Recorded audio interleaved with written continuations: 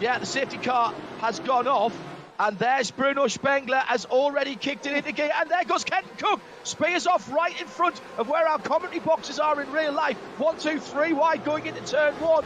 That may have caught some of the real world drivers out. They might have been thinking they were going to go around Dean Porsche that was just dropping off the jacks and heading back out. Oh, huge accident. Pat Long's gone around right in front of the leader. This is the competition caution. And Van Gisbergen's just past the pit lane entrance. The pits are closed. Here comes the Porsche safety car into the pit lane for the Porsche safety car. Lap cars in between the leading runners. Now, a battle for the lead as Katzberg and Spengler are side by side, coming out the carousel towards the end of the lap, and they'll go across the line, still side by side. Robbie Foley sits in behind. There's a touch now. That definitely was a touch, and Hingham's falling down the inside, and Spengler goes around. Of course, as they can keep that track position long enough. Oh, there's a touch. Oh. There was a touch for the leader there, and Katzberg's turned round Van Gisbergen. Here comes Prio. He's got a really good run out the keyhole. Fluke has got to go to the right-hand side and defend. You can get this done round the outside, but you've got to tough it out. But here comes Spengler. Oh, there's a touch. Fluke goes round. Prio goes off, and through goes Eng. Oh, and that's an awful rejoin. An awful rejoin by Prio. Katzberg's going to win it, but which BMW is going to be second and third? Between the 96 Turner BMW, the Liqui car is holding on to it at the moment. But Robbie Foley's been off and got dirty tyres. Katzberg wins. It's another BMW victory. And it will be Turner BMW in second. Robbie Foley, what a recovery. Hey, welcome everyone to today's Haggerty live stream. Now, during these odd times, we're stepping up our conversations with the most interesting car people.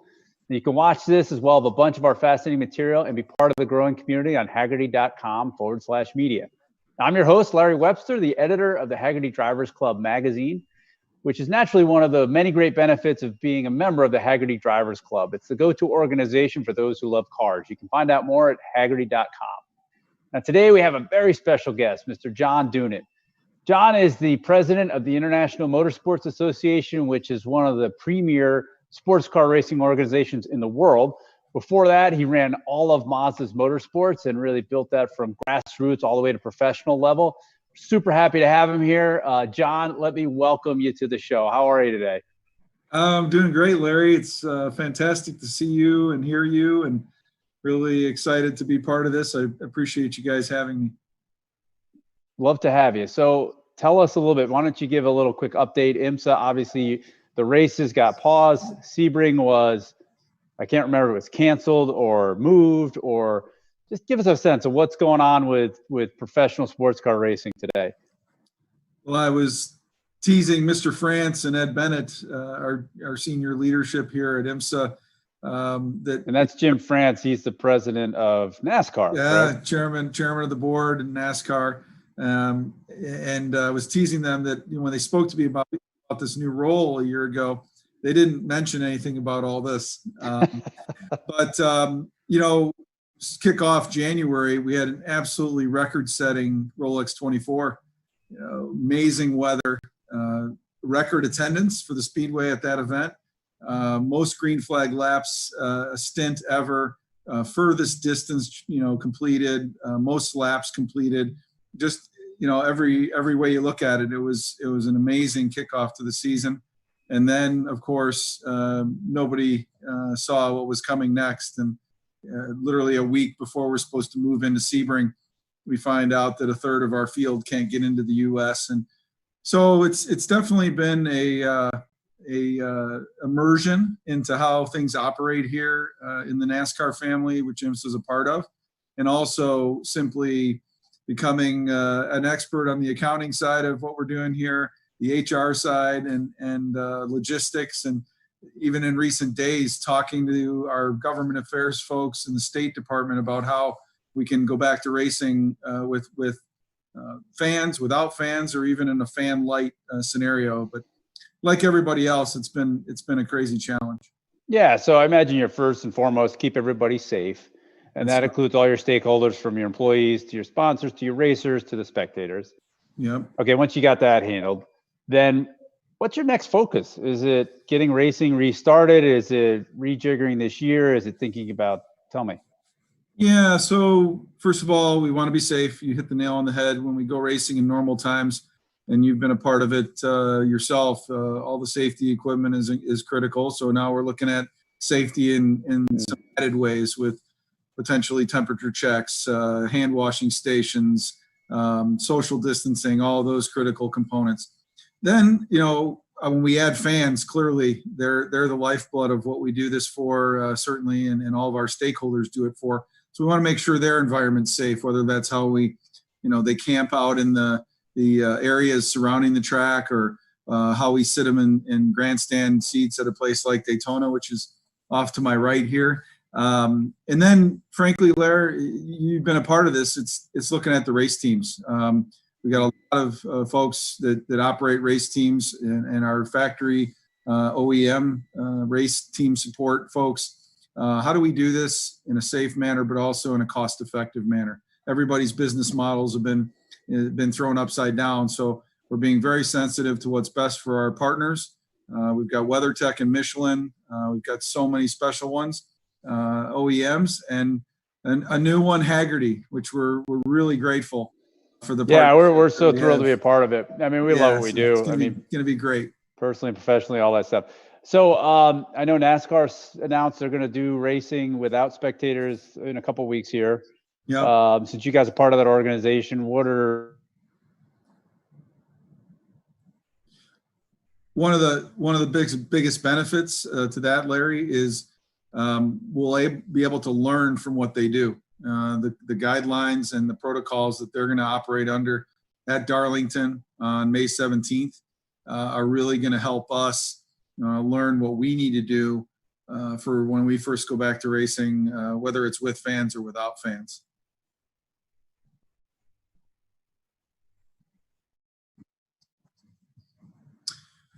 Yeah, essentially, what we learned from NASCAR, we can actually apply.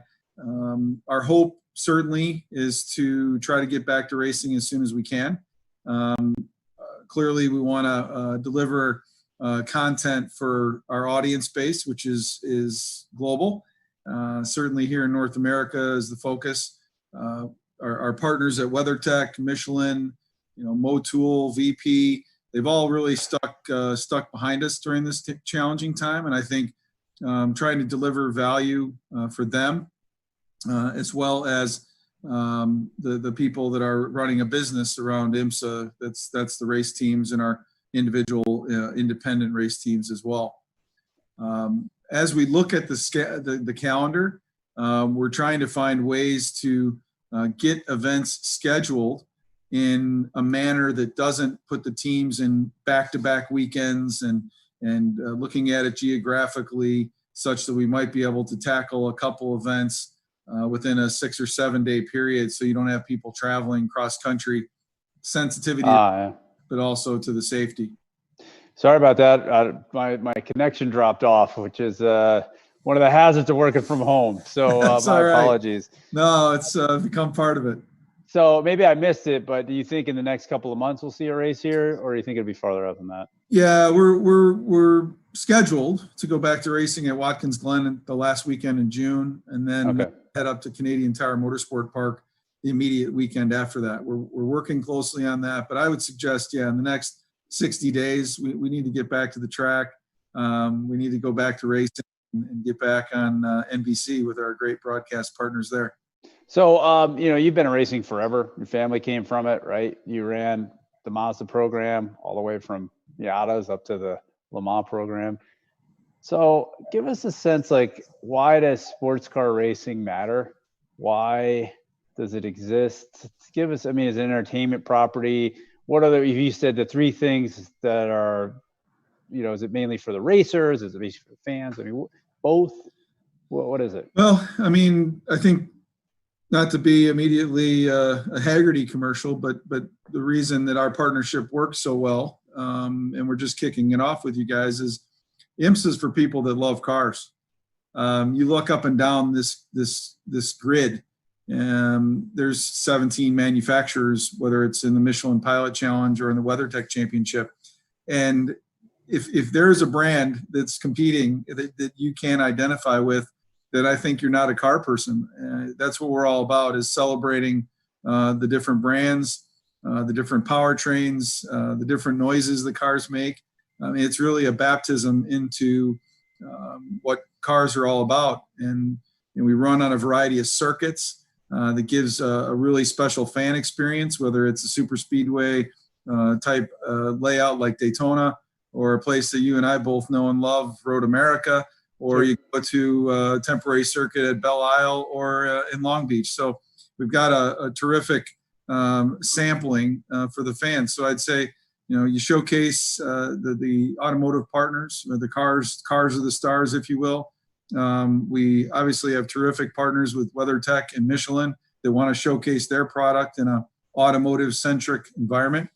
And I think the biggest thing we need to do, and I know you want the same, and we were just talking about it before the show, is introduce the automobile and the love and passion for the automobile through motorsport. And that's what we need to do with that next generation of fans that grew up at the track like you and I did. So one thing I wanted to ask you about, because it always kind of bugs me is maybe the wrong word, but like there's, in the past 10 years, there's been such an explosion of very impressive sports cars, whether it be all the McLarens, the Ferraris, and I mean like Enzos and P1s and 918s and Koenigsegg's and 250 miles per hour and this and that. I'm always like, I mean, I want those things on the racetrack. And it's not universal. Like, the racing used to have to be, it's a proving grounds. Like if you're going to make a sports car and it's not stuff on a racetrack, don't even bother. Yeah. But I imagine that's part of your discussion, because you have the Ford GT in there. Yep. You have the Corvette, we have the 911. I mean, they get it. But is it the barrier? Is it the cost entry? I mean, what is some of the struggles there? I think you hit the nail on the head. There's still a great deal of technology transfer from the racetrack to the road car. I think Corvette's a perfect example. And not only just the platform of the car, but they work with a tire partner like Michelin that in many years and different model years of the Corvette has been the road car OEM fitment tire. Sure. You're looking at powertrain development across a lot of different platforms. Prototype category is a perfect example where, the Acura DPI is utilizing a production-based engine. Cadillac and Mazda and Acura and DPI have taken their brand design cues into a prototype race car. You've got, to your point about sort of that latest sports car, the Acura NSX is a star. What Lexus has done in GTD. So it continues to be a place for manufacturers to compete.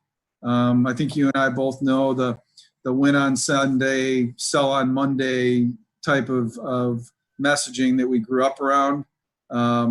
Still, to some extent, is exactly why we do this. You go to our Midway now, every OEM has a remote dealership, if you will, a sampling of the product, ride and drive exercises. So it is a traveling auto row, and I think we're really proud to be that platform for the OEMs and so many other brands that are associated with the industry. Like I said, WeatherTech and Michelin as perfect pillar partners. So it's like creating an exciting, really thrilling venue or space to bring people in, to help people more learn about it, and just kind of celebrate these automobiles that are so great.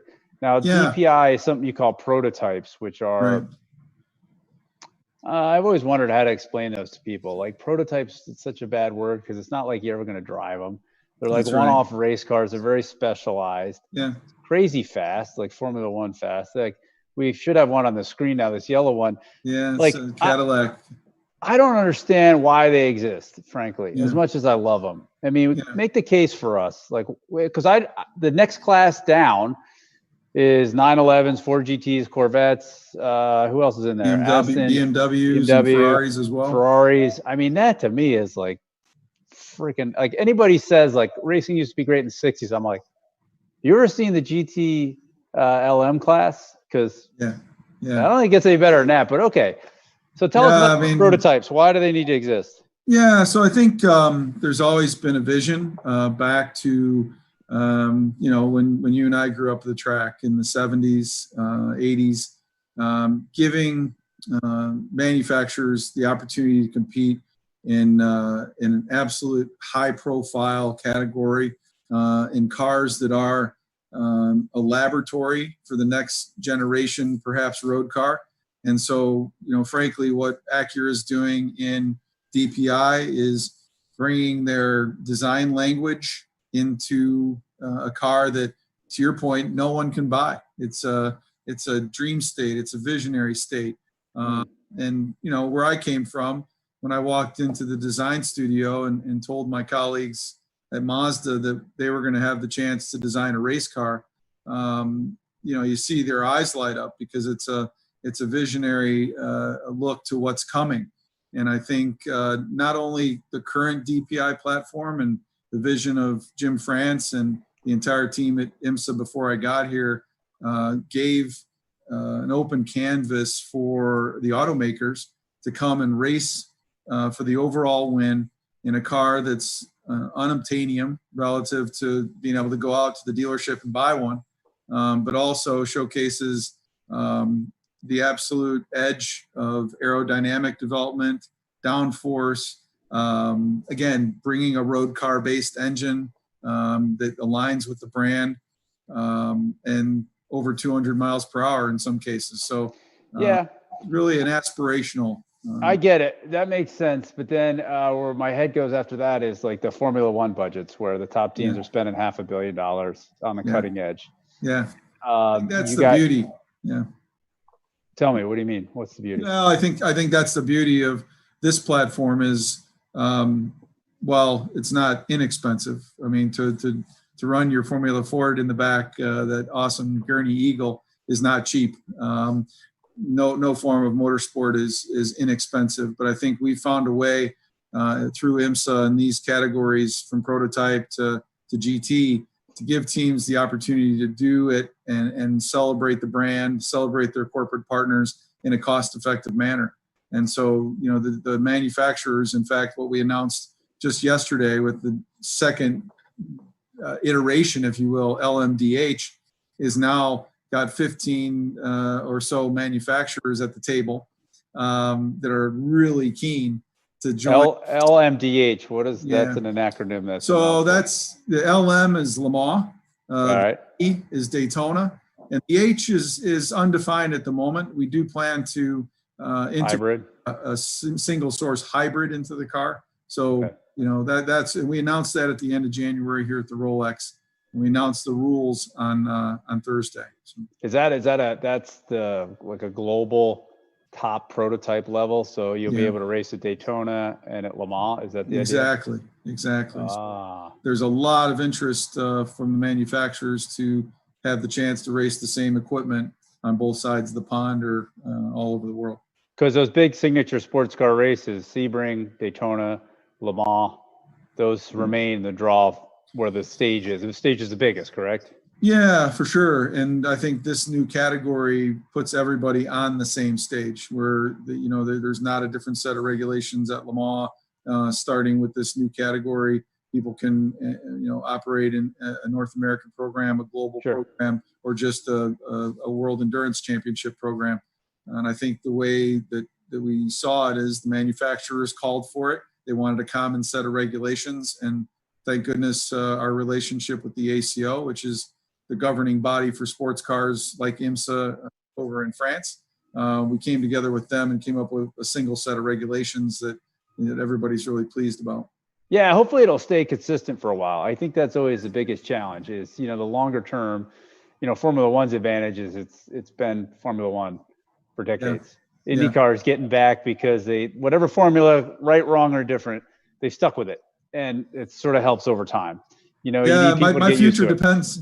My future depends on it. Mr. France, again, Jim France, chairman of the board of NASCAR and also of IMSA, has been adamant over the years about giving this platform, but also controlling costs. So we're very sensitive to, and that's what the new rules really do is manufacturers can bring their own engine.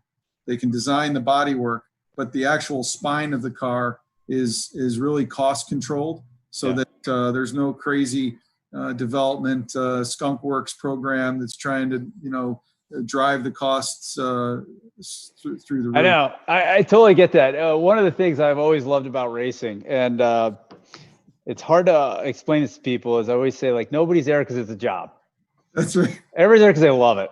And they just love it, and they love it, and they love it. And what always fascinated me is, like, you always had the driver, right, that really wants to win. Is like this. I realized I was never going to be a top shelf driver because I didn't have that, like, I don't care, I'm going to be a jerk, but I'm going to win. Yeah. And then I started seeing it throughout the crews. They have that same sort of thinking in their totally expertise. So you have this challenge that I find really fascinating, in that you don't want to stifle that at all. But yet at the same time, you got to give everybody an equal chance. That's right. Where, we go talk to car manufacturers all the time. And two things are universal. The other teams are always cheating, number one. Number two, cheating. Their car is at a huge disadvantage to everybody else's, and the rules don't acknowledge that. And I mean, the politicking and the complaining that you must have to deal with, I can't imagine. I wish you would record it. That should be the live stream, John. It's you handling that stuff. Well, it's and that's another reason this new category makes a lot of sense. It's balance of performance. So the cars have similar weight, 1,030 kilograms, similar power, 500 kilowatts combined, which with the hybrid system is going to be right around the 700 horsepower mark. But you're right. It's the level of competition, because of balance of performance, where you've got all these different cars, and you talked about the Porsche 911, Corvette C8R, Ford GT, previously BMW, and Ferrari and GTLM, where the fender banging and the door to door is so intense. To win one of these races now is unbelievable. Yeah, and so you see that everyone wants a level playing field, but everyone is battling, and to win an IMSA WeatherTech race or even a Michelin Pilot Challenge race, it is a great team, a great car, great drivers, all those pillars of the stool that have to be 100% in lockstep, or you don't have a chance. And well as I do, it took me my previous life 7 years to win one of these things, and man, it's hard work for every one of our teams. Yeah, the people involved it's some of the most fascinating characters I've ever met.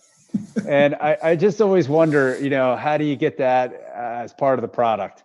And product's the wrong word, but I meant as part of the show. Yeah. I mean, it's really all up and down the teams. It's an incredible group of very highly motivated, highly talented, and just people that seem to want to learn and grow. And like, as an environment, my son, and we're working on this Miata, like, I've been trying to steer him into motorsports since day one, because I'm like, yep, you're not going to get rich, but man, in terms of learning, growing, rewarding, it's hard to imagine another, if you like cars, a better place. No, I've said to several people, I grew up at the racetrack, and it taught me so much about perseverance. It taught me about my personal limits of time and time management. And we used to say to the young drivers that we were developing in my previous life, the green flag's going to drop at a certain time. If you're not ready, you're not ready. You're not ready. And so, but the men and women that make up the IMSA paddock, both here in the office, but all the people who execute on these race teams, you're right. There are some characters for sure, but there's also some amazing talent that come from all over the world. And in fact, at Rolex, we have an all-female team, all-female lineup, gear racing. That kicked off this year.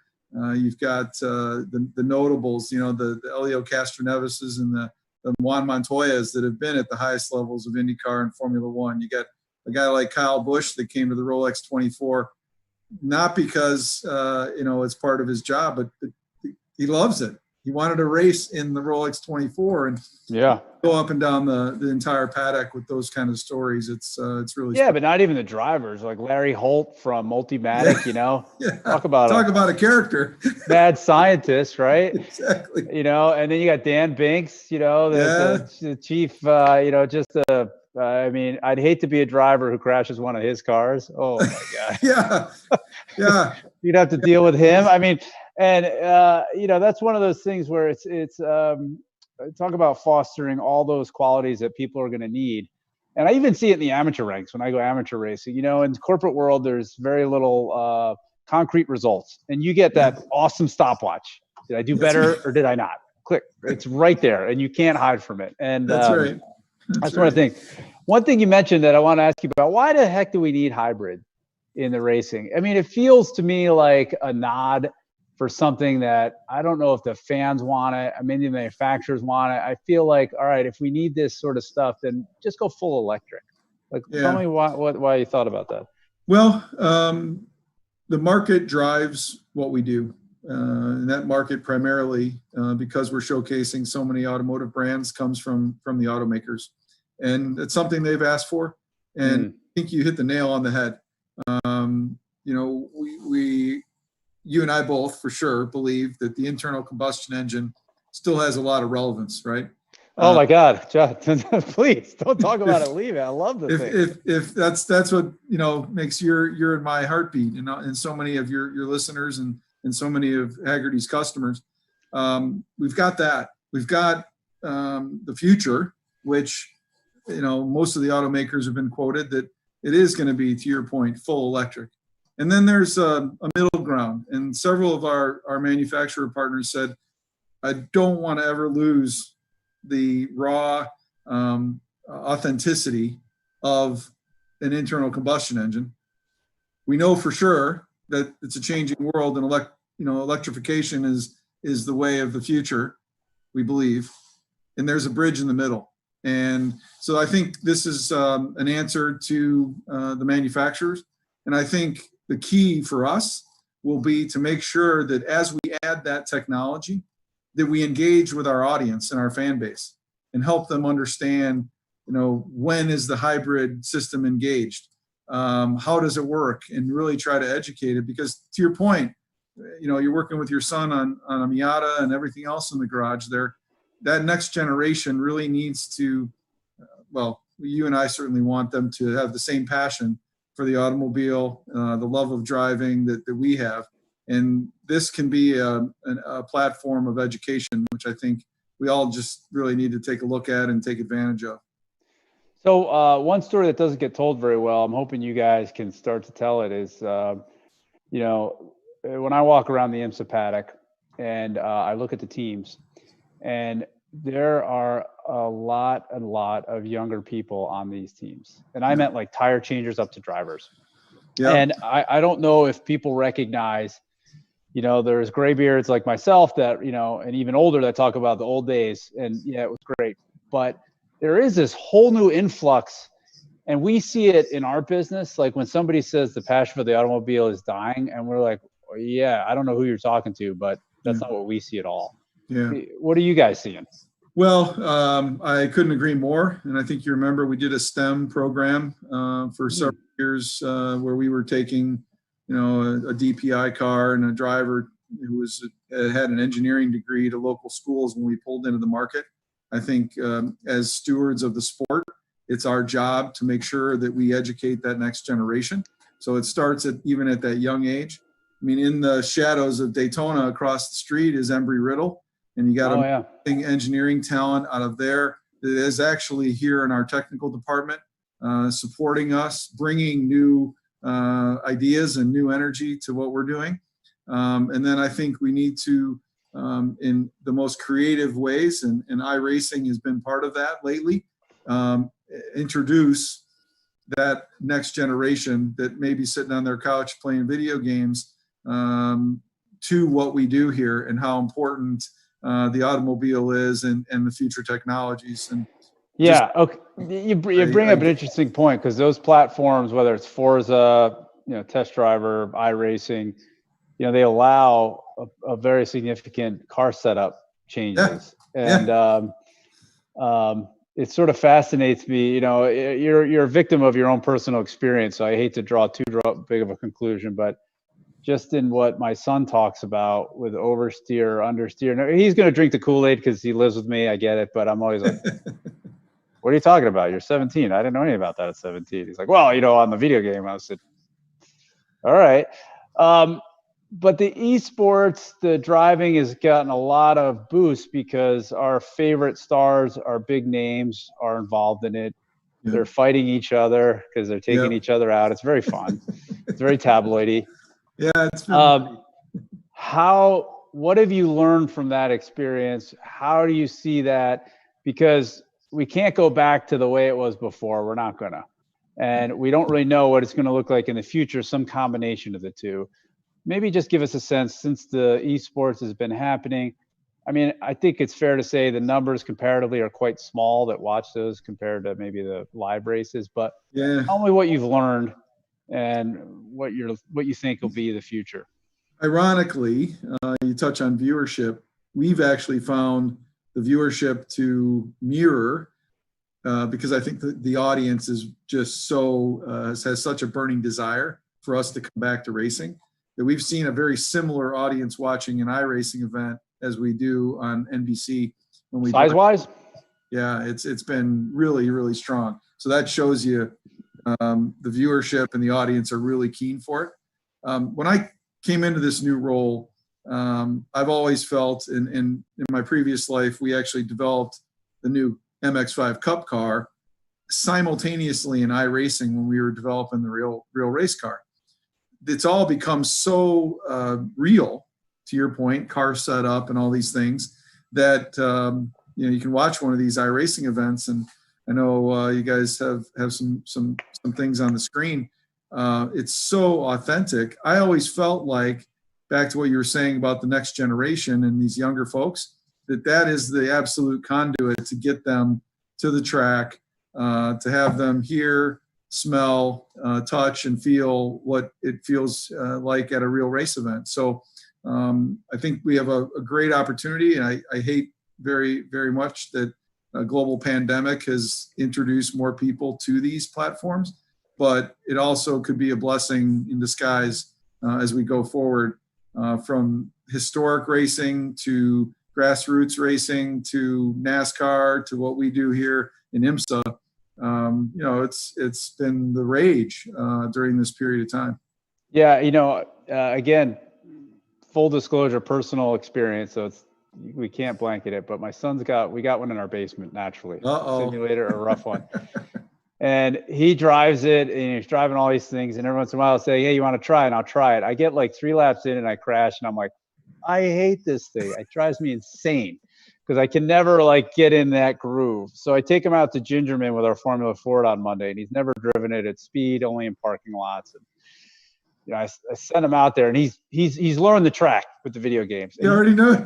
He's like on it. I'm like, I pull him in, get in here. Hey, you can't crash. You knock it off. And anyway, he gets out and he goes, I see the difference. He said, here in the real world, he's like, you're driving in and out of control.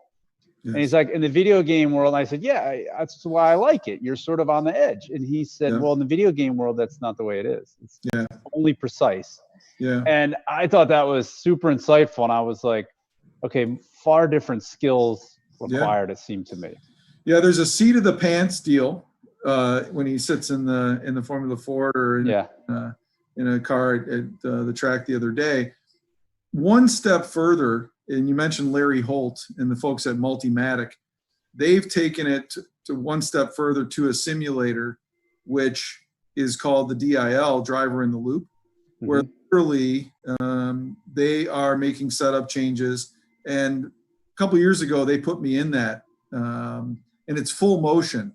So the rig is, under braking, under acceleration, it's full motion. And they put me in that thing. And I'll tell you, Larry, that was the first time from after being in a Formula Ford or in an IT car or a Spec Miata, where you literally could feel downforce. You could feel the car set at turn in and at apex and So it was a whole new experience, but I think based on how much our drivers and our manufacturers are investing in prepping for these iRacing events, it clearly is the thing to come, which I think we can use as an introduction to the sport.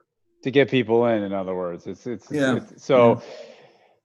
it's probably given it quite a big step up than it had before. Okay. So some of the questions, by the way, everybody, please ask your questions either on Facebook or on YouTube and or on the Hagerty platform, and we'll certainly do it. Have you ever done reconstruction of cars from Kia, like the Kia Sophia? So I think I can answer that for you, as you guys are open to every manufacturer, no matter where they are, and you've got quite a Kia was in it not too long ago, if memory serves. Kia participated in IMSA with the Forte in a series you sampled at one point, which is now called Michelin Pilot Challenge. It went through a few iterations. Kia is there. Good friend, former Mazda colleague, Russell Wagers over at Kia now. So I've been poking at Russell to come join us. The category that they would compete in now is called TCR, Touring Car Racing. It's a globally homologated car, but based on a road car, and it allows people to go racing at a relatively affordable level in a car that's, back to what you said, equally balanced with the other cars in the field. So maybe let's go backwards in your history of racing. I'm going to put you on the spot a little bit and say, like, what's like the craziest, most amazing? What are the stories that stick out for you? Like, what are the ones that when you're, an even older man sitting on the rocking chair, you're like, there was this time. Yeah. A lot of stuff happened. I remember being at Blackhawk Farms, a place that I know you've been to. That's a track in Chicago, right? Yeah, it's in Rockton, Illinois, just south of the Wisconsin border. And my dad was racing a Volkswagen, which at the time, a young woman had knocked on our door in the early 70s, and the car had broken down in front of our house in the dead of winter. And lo and behold, Dad builds it into a road racing car, a Herbie, that for lack of a better term. And he was racing at Blackhawk Farms, and one set of tires for the season, kind of like you and I go racing. One set of brake pads every 6 races or whatever. And he was at Blackhawk, and he broke a brake rotor. And it's Sunday morning. And wait, that thing had disc brakes? Yeah, upgrade. And he used Porsche, like the 911 or 912 behind you. Yeah, you could use Porsche brakes. So he had Porsche brakes, and so he said, "Son, there's a boneyard in town. He gives me some money, and of course it's not open. And thank the Lord, there was no junkyard dog, as you and I would." And Chopper sick balls. So he said, "I need you to go find a brake rotor."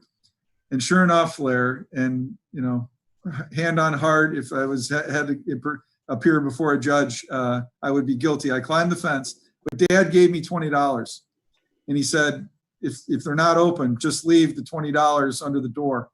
And sure enough, I took enough tools, and we found a brake rotor. It was sort of a European car place.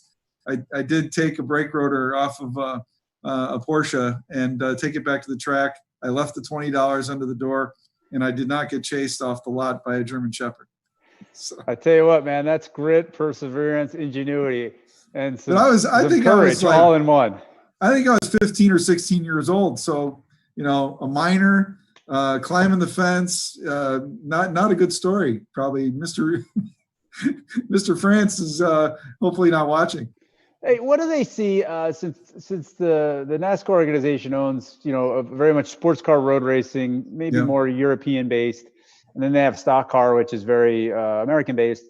Not really, I guess that doesn't really fly anymore because of Toyota in there. But do these audiences mix? Or are they pretty discreet?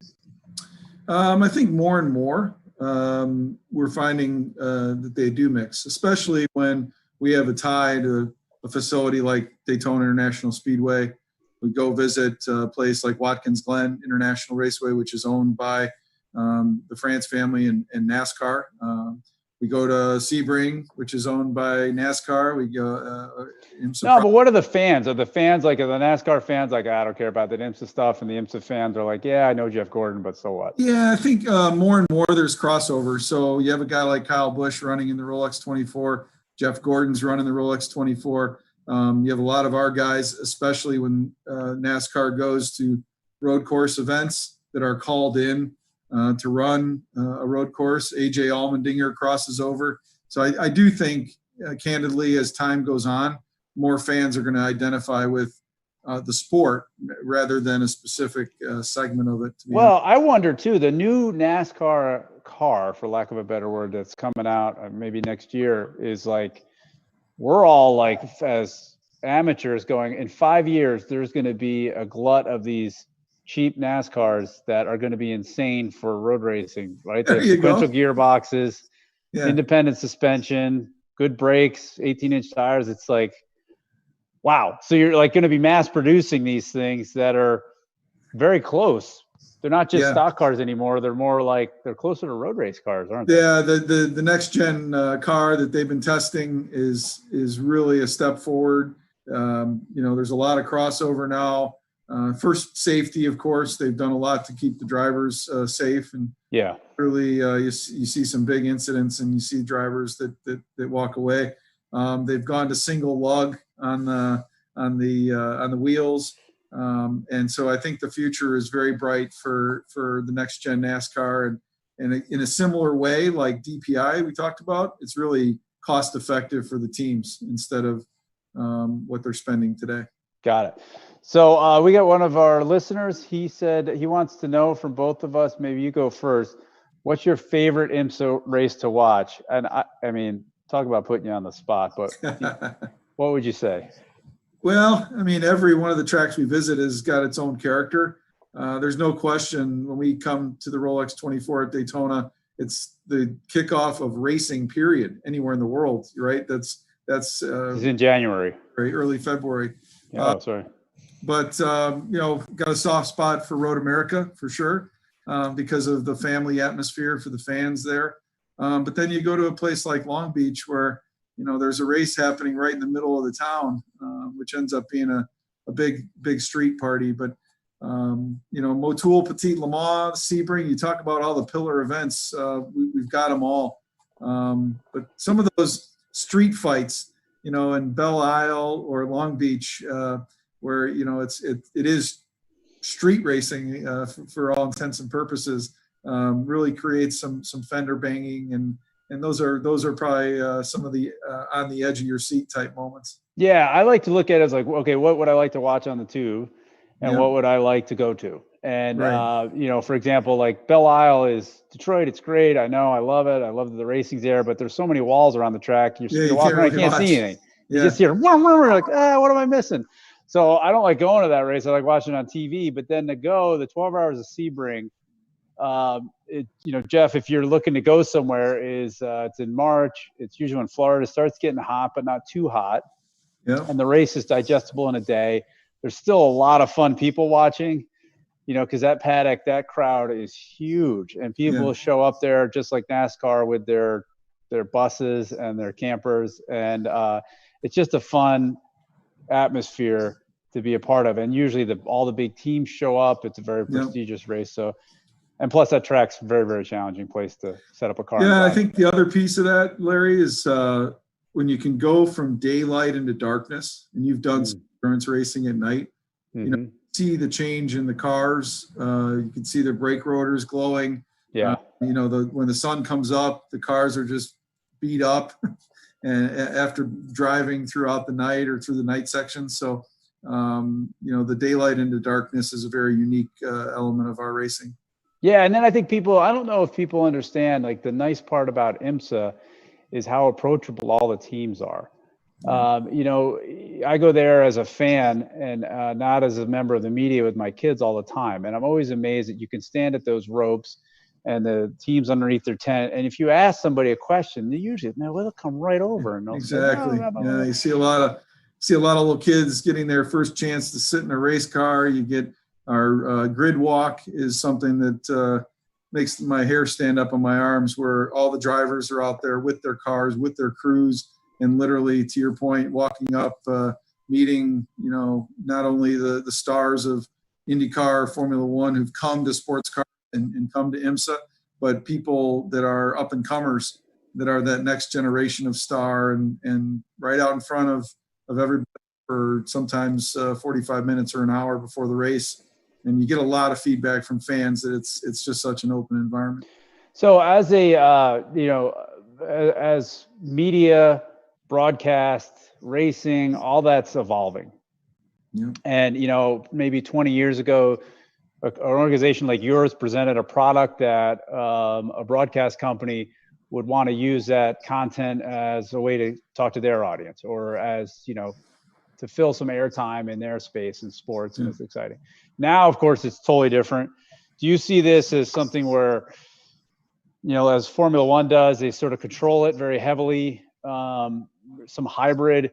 Tell us kind of what you're thinking about as you want to get, the racing's so good. It really is the golden age of sports car racing, which I have not stressed enough.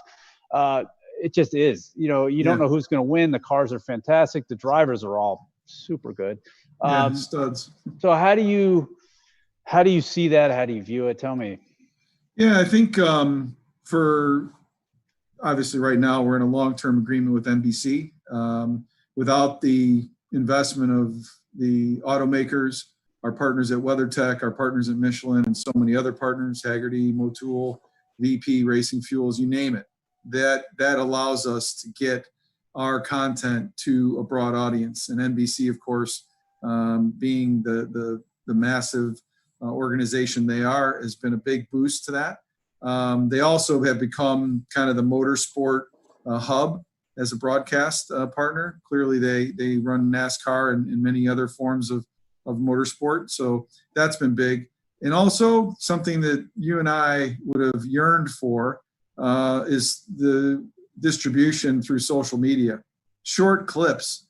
In growing up, you and I had to wait for the next issue of the Hagerty magazine or you name a Road and Track or whatever. Yeah, sure. To find the results of a race, because there was no website, there was no quick Twitter post that lists the top three. And so it's amazing how quickly. And so these little video shorts that we show and even the iRacing events, have been really a great way to get the content out quickly and engage with. And you said before the show, the kids are very short in their attention span relative to focusing on one of these things. So we need to give them small bites to get them engaged, to stay with us. Yeah. So what do you think are going to be, this virus comes at somewhat of an uncomfortable time, because there was such momentum behind what you're doing. The car counts have been growing.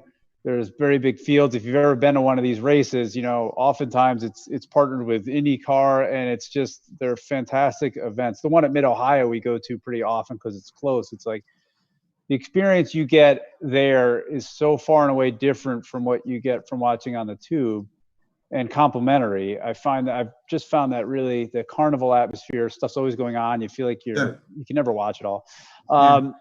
What do you see as like some of like your biggest challenges going forward? What's the stuff that's like kind of like, keeping you up at night a little bit, beyond what we're dealing with now, which is changes every day. Clearly that's the big 80 million pound gorilla that we're wrestling with right now. But where do you want to see it? Like I talked to the guy Dave McNeil, founder of WeatherTech, once. He gave me this great thing. I was like trying to impress him. I said, Dave, what's your 5-year plan? I mean, he was like, that 5-year plan is, forget that stuff, but it is always helpful to have a little bit of a vision. So maybe what would you say? So I think we're pretty well established and positioned for the next generation of the prototype. The global homologations of a lot of the GT cars are quite stable. They're all on a. What does that mean, global homologation? So as a manufacturer develops a car to go racing in GT3 spec or what you were talking about, GTLM spec. The car is homologated, so it's presented to the organizer, it's approved within the set of the rules, and then the car's platform, outside of a few changes along the way, is now set for sometimes a 3-year homologation, a 5-year homologation. And so the rules are locked in such that the manufacturer can sell those cars to customer teams around the world. And so you need stability. And I think that's what what I inherited, frankly, is a stable series, a lot of core partners, and a great broadcast partner, all those types of things. Big time need for us to focus on that next generation audience. There's no question we need to find and engage with and get them to the racetrack as soon as possible. And then I think besides the seriousness on the medical side of the pandemic, the economic challenges and making sure that what we do remains financially viable, both for fans attending, participants, building a budget to continue to do this, and the manufacturers, and having this be the best marketing tool in their toolbox is really the key. Yeah, it's so fascinating because if you look at a professional sports organization like the NFL, for example, and every team is a mini franchise, it's kind of run like a business. Yeah. Your teams are private individuals, they're manufacturers, and then there's just some people that said, hey, I've always wanted to race at Daytona, I'm going to go do it. Yeah. And they have that. It's like the opportunity for someone is that they can go participate in the World Series as an everyman, which is pretty neat. But it must create some challenges for you from like the driving and the stewarding and all that stuff side. Yeah. Well, they do have driver rankings. So, Right. Analogy perhaps to what you were saying about stick and ball sports is you got perhaps that farm league system, if you will, where you've got folks that are up and comers that want to, grow their career and their talent to the level of IMSA and the highest levels. And we're fortunate that we have all these championships, whether it's the Lamborghini Super Trofeo, the 911 Porsche GT3 Cup. We have Prototype Challenge, which is a smaller version of those Daytona Prototype international cars that we talked about earlier. So, you do have a driver ranking system now that, based on experience, based on talent, you have the pros that are making a living doing it, and then you've got a lot of folks that motorsport is their getaway or their weekend activity. And so that's what made IMSA so special, and what the France family and the Bishop family that started it always saw it as a platform that if someone wants to go racing, back to what you said, the everyman or the everywoman, they have a chance through IMSA to find their niche and come and compete at the level they're comfortable with. Well, not to beat this topic again, but like if you think about like what a group of individuals, right?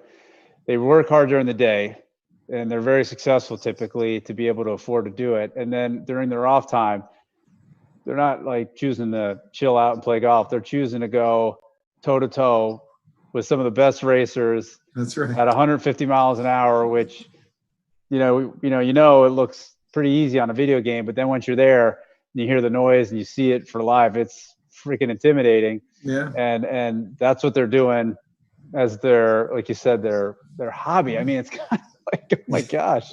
Yeah. It's crazy. They don't go golfing. They don't go on necessarily fishing expeditions. They don't go to the rodeo. This is their getaway. And there's so many folks that successful business people, clearly Mr. McNeil is himself, David has done some driving. I spoke yesterday to a gentleman, Ben Keating, who's been real successful in IMSA over the years. Successful car dealer in Texas. And so, it's you know what it feels like. There's so much passion, and that's the biggest thing. No matter where the drivers are coming from, no matter where the manufacturer's from, when we show up at the racetrack, just like I know you can relate, speak a common language, and that's the love of cars, the love of driving. And no matter what your favorite brand is, that's what I think IMSA is, in a couple short words, really stands for. No, I think that's a great way to kind of sum it up. We just got a couple minutes left here. Is there anything else that you'd like our viewers, our listeners to know about IMSA, maybe short-term, long-term, anything like that? Well, certainly we visit so many different venues. If someone who's, a passionate car person, no matter what, historic older sedans or sports cars, or, if you look at IMSA.com, you're going to see when races are coming to your area, whether it's in the Northeast with Lime Rock Park or Watkins Glen, or in the Southeast with Road Atlanta, Sebring, or Daytona, or as you mentioned, Road America, Mid-Ohio, out west at Laguna Seca, WeatherTech Raceway is now its name, Long Beach, Detroit. If you see it, come take a sampling. Come bring your family, bring your passion, because there'll be a lot of it when you get there. And you gotta come see it and sample it. I think watching it on TV is one thing, but when you feel the speed, you hear the sound, Larry, I don't need to tell you. It's a worthwhile. Yeah, it's an exciting the whole dynamic. It is a great family activity that's far different and more exciting and probably more engaging than most people realize. So I think that's a good way to say it might be like, I think a fair thing to ask is like, just give it a try. Give it a taste. That's right. And it's usually good food too. Yeah. You go to a place like Road America and have a bratwurst and picnic on the hill. It doesn't get much better. Well, I know we're going to get through this, John. Appreciate you guys giving us some stuff to watch through iRacing in the meantime. And I look forward to having a brat with you at Road America sometime in the near future. And thank you so much for your time. Yeah. Thanks for having me, and really appreciate the partnership with Hagerty. And, McKeel was on with us at that iRacing event recently at Mid-Ohio, and really, really excited to use this as a platform to earn more racing fans, specifically IMSA racing fans. Fantastic. Thank you. Thanks.